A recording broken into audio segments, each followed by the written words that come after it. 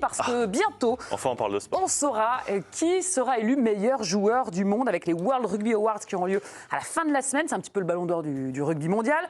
Juju, explication et surtout, explique-moi pourquoi Antoine Dupont n'y est pas. Bah ouais, le Français sacré en 2021 n'a pas été sélectionné dans la catégorie du meilleur joueur à 15 de l'année 2024 pour les World Rugby Awards. On retrouve dans cette catégorie les champions du monde sud-africains, Edzebet ou Dutoit ou encore Chelsea Colby et l'Irlandais Doris, vainqueur du Six Nations.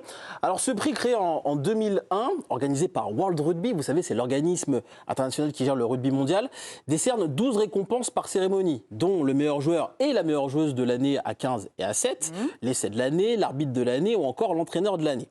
Le demi-mêlée star maintenant du 15 de France, lui, n'a participé qu'à 2 matchs internationaux face au Japon et samedi contre la Nouvelle-Zélande. Et selon World Rugby, pour être éligible à ce prix, les joueurs de rugby à 15 doivent avoir participé à au moins une année de compétition internationale. Et la tournée d'automne ne rentre pas en compte cette année, visiblement. Les votes sont fondés sur leurs performances lors des matchs internationaux, excluant ainsi les performances en rugby de club. Ceux qui votent, ce sont des anciens joueurs, des anciens entraîneurs ou encore certains membres de médias. En revanche, Antoine Dupont a été nommé dans la catégorie du meilleur joueur à 7. Il est en concurrence avec son coéquipier Aaron Grandidier Nkanang et l'Irlandais Terry Kennedy. Alors, quand on a vu la liste des nommés à 15, votre première réaction, moi la mienne, c'est comment Antoine Dupont peut ne pas... Commence par ça, la tienne. Non, mais moi j'hallucine. Comment? Alors j'ai bien compris les critères, il n'a pas assez joué en bleu. C'est aussi simple que mais ça. c'est un scandale en fait. Hugo, comment est-ce que le meilleur joueur à l'heure actuelle en France, vainqueur d'un titre national, le bouclier de Brennus, vainqueur d'une Coupe d'Europe, vainqueur du titre olympique, c'est pas le même rugby, d'accord, peut ne même pas figurer dans la liste?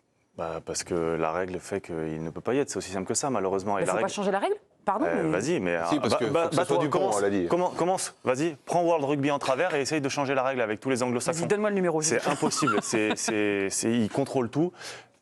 C'est logique pour toi en fait? Non, c'est pas logique. Il aurait mérité d'être dans la liste des meilleurs joueurs du monde sans aucun souci. Savoir s'il le gagne ou pas, quand je vois la liste n'est pas non plus déconnante. Les joueurs qui y sont le méritent amplement. 3 Sudaf, un Irlandais. Il aurait largement eu sa place également.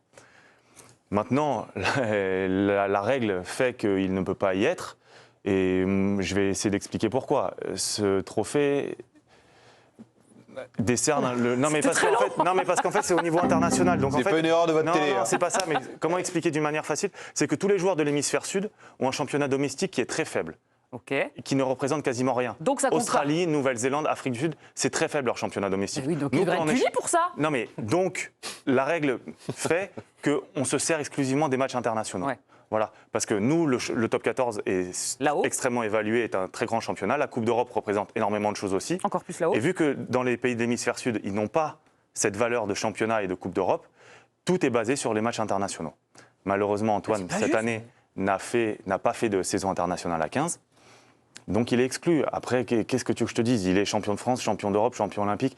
Bien évidemment qu'il a largement sa place dans les 3, 4, 5 meilleurs joueurs du monde. Mais pourquoi est-ce que l'influence française n'est pas à l'intérieur de World Rugby, étant donné qu'on a le championnat le plus relevé du monde? Parce que le rugby a été inventé par des Anglais, que tu te bagarres contre quelque chose que tu ne peux pas vaincre aujourd'hui. C'est comme l'IFAB dans le foot. C'est terrible. C'est-à-dire que l'IRB est en Irlande, World Rugby c'est dirigé par des Anglo-Saxons. Ce sont les Anglo-Saxons qui inventent des règles tous les ans. Ce sont les pays d'hémisphère sud qui testent les règles durant tout leur championnat domestique de janvier à juin et qui après basculent sur les 4 nations des nations du Sud qui expérimentent à nouveau ces nouvelles règles.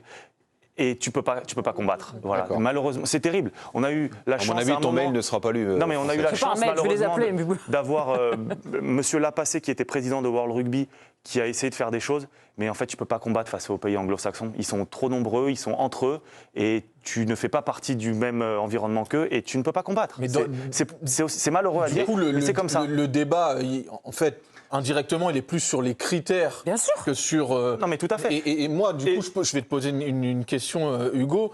Est-ce que le rugby, qui est quand même un sport qui, à travers la Coupe du Monde notamment, essaye de montrer un désir d'ouverture en intégrant un maximum de pays, est-ce que... parce que quand tu dis les Anglais, en fait, quelque part, les anglo-saxons. Les anglo-saxons, tu pointes un peu leur côté conservateur. Tout à fait. Et donc, est-ce qu'il n'y aurait pas intérêt de la part de ces organes-là à montrer un peu d'ouverture? Et moi, je vais faire l'analogie avec le Ballon d'Or, qui était une cérémonie qui était d'abord réservée aux Européens jouant en Europe. Ensuite, ça a été à tous les joueurs du monde jouant en Europe. Ensuite, ils ont ouvert vraiment à tout le monde. Ils sont allés dans le sens de cette ouverture. Est-ce que c'est pas dans ce sens-là que doit aller le rugby? Et puis même par rapport, je trouve, c'est dommage de te passer du libre arbitre de tes votants. Dans le foot, le Ballon d'Or, il va y avoir des millésimes où ça va être la sélection qui va plus compter. Parfois, ça va être la Ligue des Champions. Club. Mais en fait, quelque part, tu responsabilises tes votants et tu te dis que en fait, leur sensibilité est capable de faire la part des choses entre une Ligue des Champions all-time comme a fait Benzema qui lui donne un Ballon d'Or quasiment d'emblée, et puis là, un Rodri qui lui a fait une très belle compétition de sélection et où on a valorisé ça. Donc voilà, je trouve que le rugby en sortirait peut-être aussi un peu grandi d'avoir cette démarche-là. C'était une question, donc. Oui, non. Alors, c'est une affirmation-question. Pour le niveau international ou de club, le seul problème au rugby, entre guillemets, c'est que tous les ans, tu as un tournoi destination, tous les ans, tu as 4 nations pour les pays du Sud. Donc, tu as une compétition internationale tous les ans.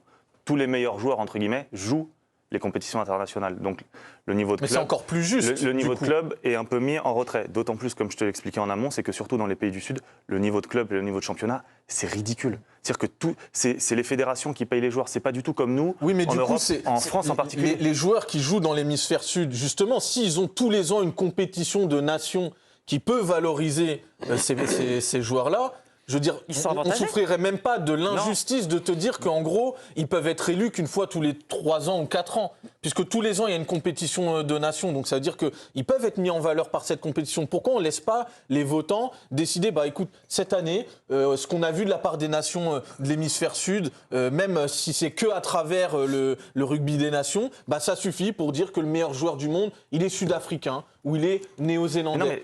Tu vois ce que je veux dire? Mais non, mais c'est juste parce que, vu que le club n'a pas d'importance pour eux, je veux dire, ce que toi tu fais en club, ça n'impacte pas. Et si Antoine Dupont, malheureusement, malgré son année exceptionnelle, et je le répète, il mérite d'être là, et il aurait peut-être mérité de le gagner ou d'être deuxième, parce qu'il ne faut pas non plus dire les 4 qui sont là, sur les 3 Sudaf.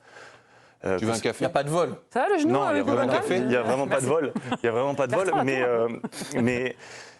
mais voilà, la règle est faite. Est-ce que c'est hyper important? Est-ce que ça compte dans une carrière? On a vu les 5 derniers vainqueurs. Là, on se souvient qu'il avait été élu champion du monde, pas champion du monde, pardon, meilleur joueur du monde en 2021. C'est vraiment un truc qui compte ou pas? Parce qu'on en avait fait les caisses quand il avait été élu. Mais c'est normal, il n'y a eu que 3 Français, si je ne dis pas de bêtises, qui l'ont eu. Fabien du Galtier, Sautoir, Titi du Sautoir. Et lui, alors finalement, c'est aussi un événement qui est très nouveau. Tu vois, ça a démarré en 2001. Donc, si tu veux, au rugby, on est un peu en retard par rapport à tout. On a été professionnel en 95. Depuis 2001, on a réussi à offrir des trophées individuels aux mecs. Donc, il va peut-être falloir du temps aussi pour ouvrir un peu ça. Hugo, mais juste finir juste par rapport aux joueurs. Aujourd'hui, tu as des joueurs des Fidji, des joueurs des Samoa, des petites nations qui n'ont pas de visibilité au niveau international, des joueurs qui sont exceptionnels. Et peut-être, comme tu le dis, ces joueurs-là, en fait, ne peuvent briller que par les clubs. Souvent en Europe, en France. Oui. Donc tu les disqualifies un peu bien évidemment, injustement. Eux, tu sais déjà par avance qu'eux, ils ne seront pas nommés. Et donc peut-être qu'il faut un petit peu aussi ouvrir, vous avez raison là-dessus. Mais est-ce que ça risque pas aussi, enfin je dis ça, j'en sais rien, mais on voit dans le foot, il y a la FIFA, il y a le Ballon d'Or, il y a différents trucs, différents trophées qui se font aussi à côté. Est-ce que le poids aussi du championnat français fait que peut-être qu'ils peuvent se dire aussi que faire une autre récompense, un autre trophée à côté en parallèle pour inclure justement la totalité de ce genre de truc. Un ballon ovale d'or. Non mais je sais pas parce que à la FIFA c'est pareil, ils remettent le trophée du meilleur joueur du monde, The Best, alors qu'il y a le ballon d'or à côté. Là. Non, mais parce que ça a l'air très niché en fait. La sélection elle est vite faite sur ceux qui sont potentiellement récompensés. Oui, donc si tu veux encadrer les Samoa comme t'en parles et d'autres rugby, j'en sais rien, s'il y a un Kazakh qui est très fort dans le top 14 et qu'il a aucun espoir d'être récompensé, ça peut aussi avoir du sens de faire un truc largement plus global, mais il faudrait que le rugby français le prenne en compte. Alors le rugby français, ils ont leurs Oscars de fin d'année. Antoine Dupont a été élu meilleur joueur français, il a été meilleur joueur européen parce que sur l'année de Coupe d'Europe, mais ça c'est top 14. Ouais, top 14, H-Cup, Coupe d'Europe. Et après au niveau monde, je veux dire, les critères font que malheureusement, mais c'est terrible parce que quand tu vois son palmarès sur l'année, tu te dis qu'est-ce qu'il faut faire? En fait, il aurait fallu qu'il joue les matchs internationaux pour la France. Pour conclure, et il n'en a fait que 2, peut-être que s'il en avait fait d'autres cet été quand il était en vacances. Pour conclure, on te remonte les nommés. Qui va l'emporter pour toi en 10 secondes? Il y a 3 Sudaf, un Irlandais.